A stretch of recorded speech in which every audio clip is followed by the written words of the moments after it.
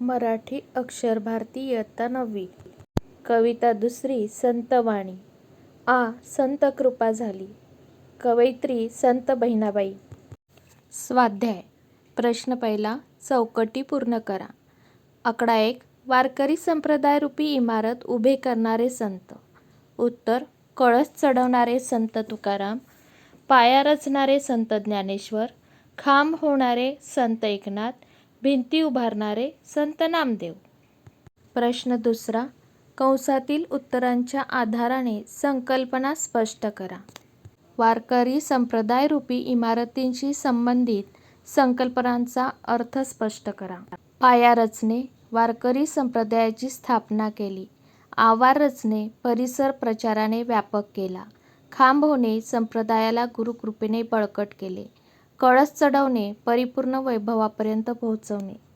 प्रश्न तिसरा. भावार्थाधारित. आकडा 1. तुका झालासे कळस, भजन करा सावकाश या ओळीचा भावार्थ स्पष्ट करा. उत्तर. संत बहिणाबाई यांनी या अभंगात वारकरी संप्रदाय रूपी देवळाची कल्पना केली आहे. त्या म्हणतात, संत ज्ञानेश्वरांनी मंदिराचा पाया रचला म्हणजे वारकरी संप्रदाय स्थापन केला. संत नामदेवांनी भिंती उभ्या करून विस्तार केला. संत एकनाथांनी याला भक्कम खांब देऊन मंदिराचे वजन पेलले.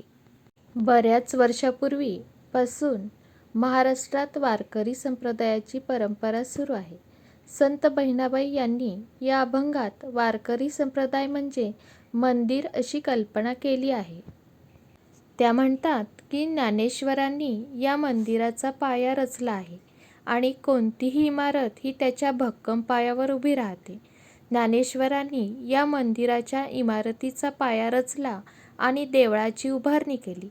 संत ज्ञानेश्वरांनी संत वारकरी संप्रदायाची स्थापना केली असे बहिणाबाईंना या ओळीमधून सांगायचे आहे. प्रश्न चौथा. अभिव्यक्ती. आकडा 1. संतांचे कार्य समाजाला नेहमीच मार्गदर्शक ठरते. याविषयी तुमचे मत सोदाहरण स्पष्ट करा. उत्तर. महाराष्ट्रामध्ये अनेक संत होऊन गेले. त्यांनी आपल्या अभंग आणि ओव्यांमधून समता, ममता, बंधुभाव रुजवून समाजावर सुसंस्कार केले. कर्मकांड आणि ढोंगीपणा समाजातून नष्ट करण्यासाठी प्रयत्न केले. जे का रंजले गांजले, त्यासी म्हणे जो आपुले, तोची साधू ओळखावा, देव तेथेची जाणावा. अशा सदाचाराची शिकवण संत तुकाराम महाराजांनी दिली. यत्न तोची देव जाणावा, जिथे प्रयत्न तिथेच देव असतो असा संदेश समर्थ रामदासांनी दिला. अशा प्रकारे संतांचे कार्य नेहमीच मार्गदर्शक ठरले आहे.